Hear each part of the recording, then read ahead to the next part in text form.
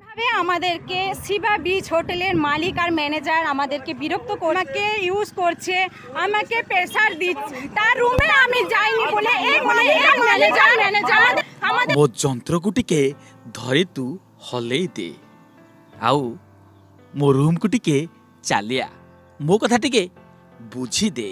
ମୁଁ ତୋ କଥା ସବୁ ବୁଝିଦେବି, ତତେ ପାର୍ଲରଟିଏ କରେଇଦେବି। ତୁ ଆରାମରେ 2 ପଇସା ଇନକମ୍ କରି ଭଲରେ ଚଳିବୁ।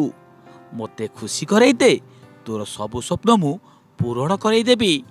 ଟିକେ ଶୁଣି ନିଅନ୍ତୁ ସେହି ଅଭିଯୋଗ ଉପରେ। কিভাবে আমাদেরকে শিবা বিচ হোটেলের মালিক আর ম্যানেজার আমাদেরকে বিরক্ত করছে এবং কোনো টোটোতে বা গাড়িতে যেতে দিচ্ছে না।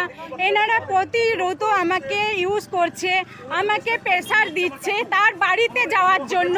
তার রুমে আমি যাইনি বলে এই মালিক আর ম্যানেজার আমাদের উপরে এই অত্যাচার করছে। উনি একটা বাজে মানুষ, উনি একটা বাচ্চা মেয়ের শরীর নষ্ট করে।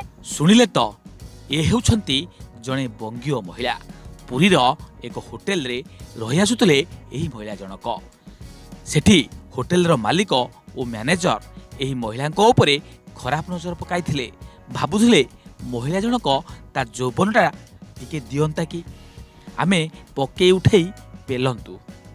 ଆଉ ସୁଯୋଗ ଦେଖି ଅନିଚ୍ଛା ସତ୍ତ୍ୱେ ତା ରୁମ୍ ଭିତରେ ପଶି ଜବରଦସ୍ତି ପେଲିବା ପାଇଁ ଚେଷ୍ଟା କରିଥିଲେ, କିନ୍ତୁ ମହିଳା ଜଣକ ରାଜି ହୋଇନଥିଲେ।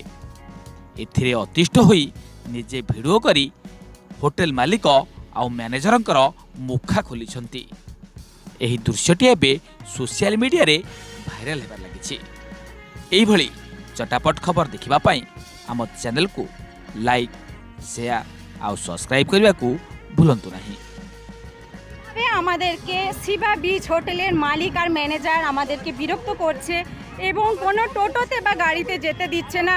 এনারা প্রতিরোধ আমাকে ইউজ করছে, আমাকে প্রেসার দিচ্ছে তার বাড়িতে যাওয়ার জন্য।